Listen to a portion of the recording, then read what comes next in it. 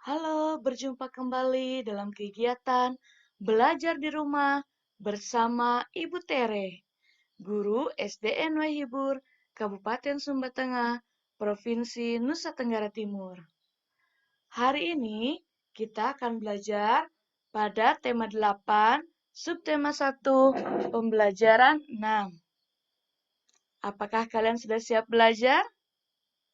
Simak baik-baik ya. Anak-anak, ini adalah teman kalian. Namanya adalah Lani. Lani tinggal di Jakarta. Apakah kalian pernah pergi ke Jakarta? Apa yang kalian lihat di sana? Lani mengatakan di Jakarta banyak sekali gedung bertingkat. Dan sebagian besar warga di Jakarta merupakan warga pendatang yang berasal dari berbagai daerah di Indonesia. Ada orang Sumatera, orang Jawa, orang Kalimantan, Sulawesi, Nusa Tenggara, Bali, bahkan orang Papua. Wah, pasti Jakarta ini padat sekali penduduknya ya. Di Jakarta, selain ada gedung bertingkat, banyak juga objek-objek wisata yang menarik loh. Di antaranya ada Taman Mini Indonesia Indah, Dunia Fantasi, Pantai Ancol, dan Monas. Apakah kalian pernah melihat Monas? Ya, Monas merupakan sebuah monumen yang menjadi ciri khas dari Jakarta. Anak-anak, itu adalah kondisi daerah yang ada di Jakarta. Nah, coba, bisakah kalian menceritakan kondisi lingkungan daerah kalian masing-masing? Kalian boleh menanyakannya kepada orang tuamu. Di sini, Ibu Tere menuliskan beberapa pertanyaan untuk membantumu. Kalian boleh langsung menuliskannya di buku masing-masing ya. Yang pertama, siapa namamu? Yang kedua, di mana kamu tinggal? Yang ketiga, apa yang unik dan menarik dari lingkungan tempat tinggalmu? Dan yang keempat, kalian boleh menceritakan mengapa hal tersebut unik dan menarik. Kalau kalian sudah menuliskannya, coba bacakan di depan orang tuamu ya. Nah, anak-anak, di Jakarta juga ada sebuah cerita yang sangat terkenal. Cerita ini tentang seorang tokoh yang sangat berani, terutama dalam melawan penjajah. Tokoh ini namanya adalah Si Pitung. Ibu Tere akan menceritakannya untuk kalian. Simak baik-baik ya. Suatu sore, Si Pitung melihat kelakuan anak buah Babah Lim yang sewenang-wenang. Babah Lim adalah tuan tanah di daerah tempat tinggal Si Pitung.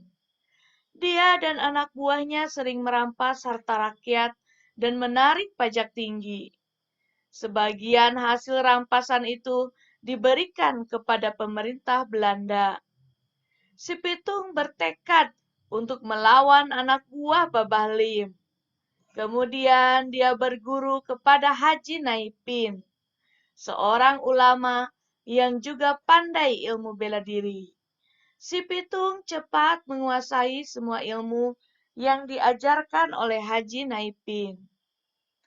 Pitung, gunakan ilmu yang kuberikan untuk membela orang-orang yang tertindas. Jangan sekali-sekali kau gunakan ilmumu ini untuk menindas orang lain. Pesan Haji Naipin.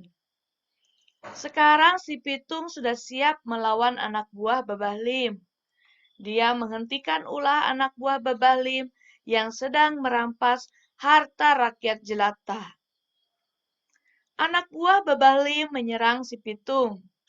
Namun si Pitung bisa mengalahkan mereka semua. Sejak saat itu, Nama si Pitung terkenal di kalangan penduduk. Si Pitung memutuskan untuk mengabdikan hidupnya pada rakyat jelata. Dia bertekad untuk mengambil kembali hak yang sudah dicuri oleh tuan tanah dan mengembalikannya kepada rakyat. Dia mengajak beberapa temannya untuk bergabung. Namun kelakuan si Pitung tidak disukai oleh tuan tanah dan juga pemerintah Belanda. Mereka mengeluarkan perintah untuk menangkap si Pitung. Si Pitung amat cerdik. Dia selalu berpindah tempat sehingga pemerintah Belanda dan juga tuan tanah tidak bisa menangkapnya. Karena kesal, pemerintah Belanda menggunakan cara licik. Mereka menangkap Papiun, ayah si Pitung, dan Haji Naipin. Salah satu pejabat pemerintah Belanda yang bernama Scott Heine mengumumkan bahwa jika si Pitung tidak menyerah, Papiun dan Haji Naipin akan dihukum. Si Pitung mendengar berita tentang penangkapan ayah dan gurunya itu. Kemudian dia menghadap Scott Heine dan menyerahkan diri. Dia tak mau ayah dan gurunya menderita. Pitung, kau telah meresahkan banyak orang dengan kelakuanmu itu. Untuk itu, kau harus dihukum tembak, kata Scott Heine. Kau tidak keliru. Bukannya kau dan tuan tanah itu yang meresahkan orang banyak. Aku tidak takut dengan ancamanmu, jawab si Pitung. Scott Heine benar-benar melaksanakan ancamannya. Si Pitung dihukum tembak. Hidup si Pitung berakhir di ujung peluru. Namun kisah kepahlawanannya tetap dikenang.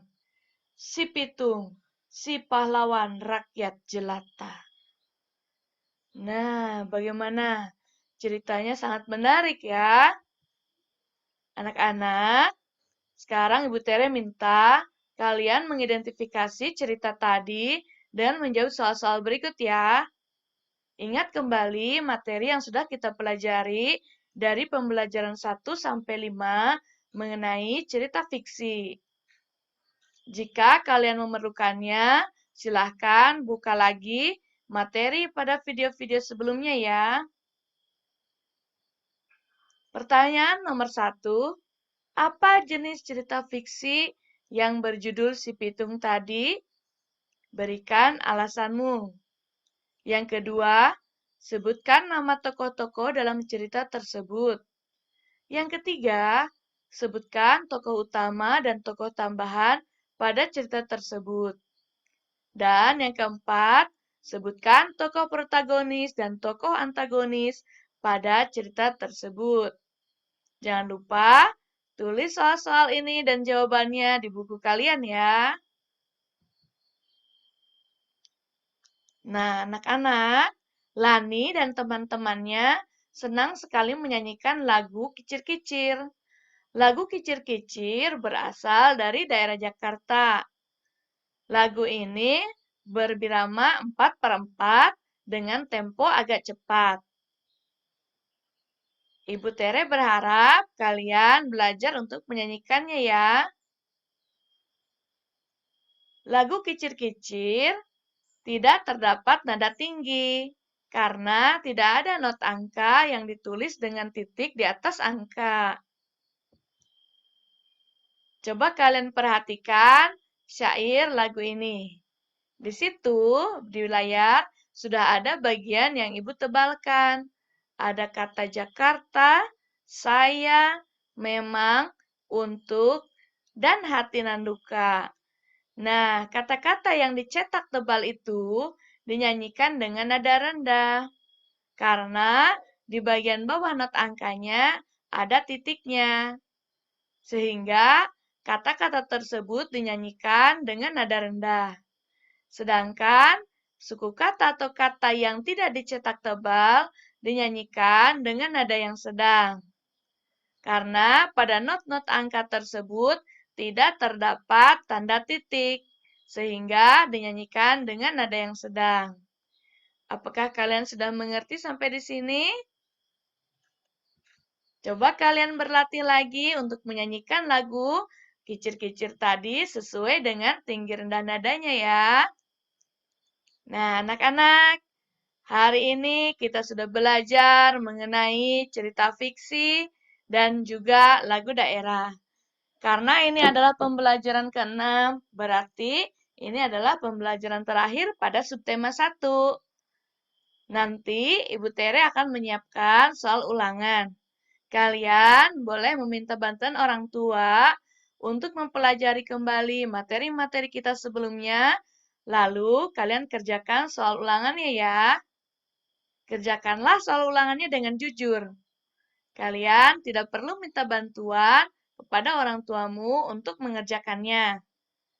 Namun, jika ada hal-hal yang belum dimengerti, silakan kalian diskusikan dengan orang tuamu ya.